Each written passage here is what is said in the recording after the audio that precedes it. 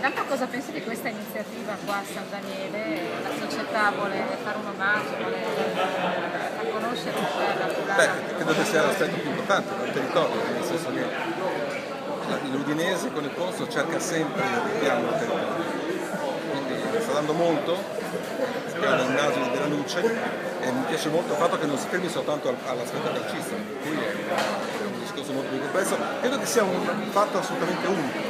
Infatti, un gesto di ospitalità che non si trova in altri anche grandi club, anche Di esteri. ospitalità e di promozione. Infatti. Questa è la cosa fondamentale. Ho avuto un goccio di vino, quindi mi è rimasto. Coraggio. E invece tu sei qua anche per vedere la partita stasera. Sono venuto Sensazioni? soprattutto per la partita perché da quando ho saputo che era la partita più importante la vita di Guido, l'ho chiamato prima e ho detto Francisco a questo punto devo per forza. Sei venuto a portare fortuna, lui è molto scaramantico. Assolutamente. Io non si dice niente, però per adesso l'ho sempre portata. Quando l'ho presentata fino in Champions, poi dopo Barcellona, e poi è sembrata molto bene. Infatti, quindi speriamo che continui. Invece questa Udinese come ti sembra? Manca ancora qualcosina a livello di Ma la mercato? stanno completando, non è attrezzata per la Champions, ma questo lo sanno anche loro, è attrezzata per misurarsi con appunto le dimensioni. Questa è la cosa più corretta in assoluto. C'è sempre un aspetto di impresa in quello che fa l'Udinese, no? Perché non è un organico con 30 giocatori tutti di grande livello, è un organico tecnico, interessante, tutto, che può divertirsi, far divertire, ma che deve sempre rispettare dei parametri.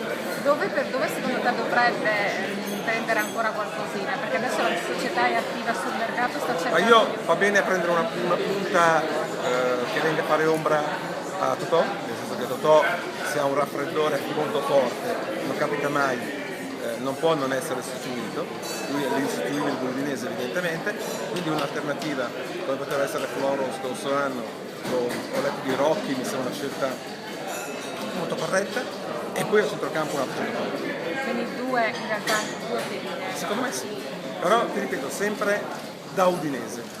Secondo te è ripetibile, ti chiedo solo questa cosa, è ripetibile, non dico il terzo posto, comunque insomma, posizioni europee per l'Udinese? Sono ripetibili i miracoli. Se voi siete in grado di ripetere i miracoli, sì. Guidolin secondo te lì è già diciamo Guidolin stesso? è criptico, ha detto questa è la mia ultima occasione. Scusa.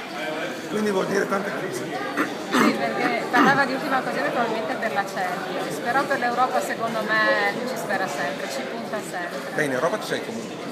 Adesso no, dico per la prossima stagione, obiettivi stagionali. Lui credo che debba fare sempre questo tipo di lavoro, cioè non bisogna mai perdere il concetto di impresa non impresa finanziaria, ma il fatto che qui sono miracoli che si perpetuano, quindi questo è l'aspetto fondamentale, cioè miracoli sportivi.